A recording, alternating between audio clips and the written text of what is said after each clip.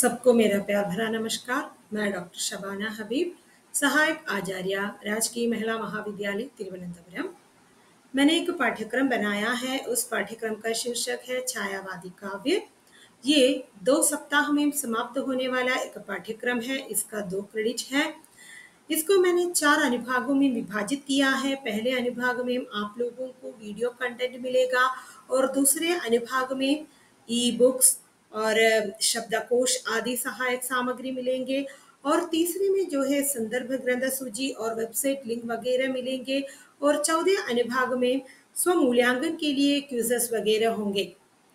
और इसके लिए हम कहेंगे तो छायावादी हिंदी साहित्य जो है वो रोमांटिक उत्थान की वह काव्यधारा है। छायावाद हिंदी साहित्य में रोमांटिक उत्थान का वो काव्यधारा है जो लगभग सन 1918 से 1936 तक चलती रही। इस समय जो है जयशंकर प्रसाद, सुमित्रानंदन पंत, सूर्यकांत त्रिपाठी निराला, महादेवी वर्मा आदि मशहूर कवियों की, जो प्रतिनिधि कवियों की जानकारी हमें प्राप्त होंगे इस पाठ्यक्रम से गुजरने से।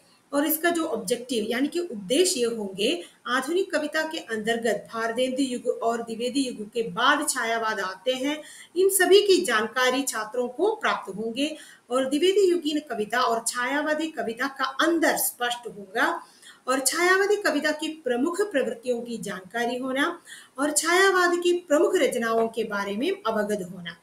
और पाठ्यक्रम का जो आउटकम यानी कि पाठ्यक्रम का परिणाम ये होगा कि छायावाद की प्रवृत्तियों के बारे में रूबरू होना और छायावादी कवियों की रचनाएं, उनकी विशेषताएं जानने में सक्षम, द्विवेदी युगीन कविता और कविता का जो छायावादी कविता का अंदर समझने में जो सक्षम होंगे। और उसकी मूल्यांकन प्रविधियां ये है कि बीच बीच में प्रश्न पूछना, चर्चा, परिचर्चा, परियोजना, क्यूसेस आदि हम देंगे और इसी के हिसाब से यही जानकारी हासिल करेंगे कि छात्र किस हद तक विषय की जानकारी रख सकते हैं। और अब देखिए, छायावाद से रूबरू होने का मौका मिलने पर रोमांटिसिज्म का उद्भव और उसका विकास कैसे हुआ, हिंदी साहित्य में उसका प्रभाव कहाँ से किस प्रकार हुआ, इन सारी बातों की जानकारी भी हमें प्राप्त होंगे। और ये जयशंकर प्रसाद, निराला, पंत, महादेवी वर्मा इन कवियों की महत्वपूर्ण रचनाओं से वाकिफ होने का सुवर्ण मौका मिलेंगे। इनकी जो रचनाएं हैं हिंदी साहित्य में सुवर्ण लिपियों में अंकित रचनाएं हैं। कामायनी को ही आप ले लीजिए। कामायनी में जयशंकर प्रसाद ने जिन बातों के बारे में चर्चा की है वो सर्वकालीन है। नील परिधान बीच सुकुमार खिला हुआ अधकुला अंग, ऐसी पंक्तियां अन्यत्र कहीं दुर्लभ है। इस प्रकार जो निराला जी ने कहा है, निराला जी ने लिखा है, उन्होंने लिखा है विजनवर वल्लरी पर सोती दी सुहाग भरी, नीर स्वप्न मग्न अमल कोमल तन तरुणी जूही की कली।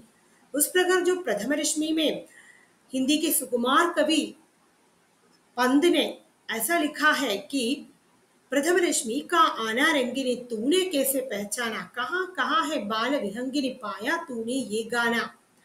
तो इस प्रकार की जो कविता चातुरी और भाषाई क्षमता, इन पर रूबरू होने का मौका हमें मिलेगा। और ये भी नहीं, ये काव्य धारा किस हद तक हिंदी साहित्य में अपनी अमिट छाप छोड़ दी है उसके बारे में जानकारी मिलेगा। और हिंदी साहित्य में द्विवेदी युग के बाद छायावाद का जो आविर्भाव हुआ और छायावाद और द्विवेदी युगीन रचनाओं में क्या क्या भिन्नताएं हैं इस पर भी हमें जानकारी मिलेगा।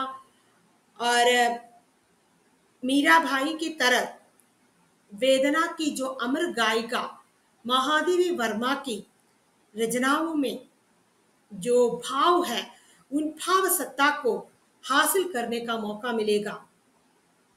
निर्भीहू में तुम्हारी रागिनी हूं, ऐसी रचनाएं, ऐसी पंक्तियां बहुत ही मशहूर और सुंदर है।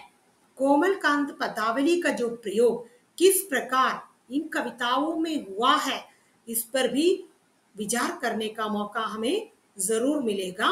और इतना कहकर मैं समाप्त करती हूँ। धन्यवाद।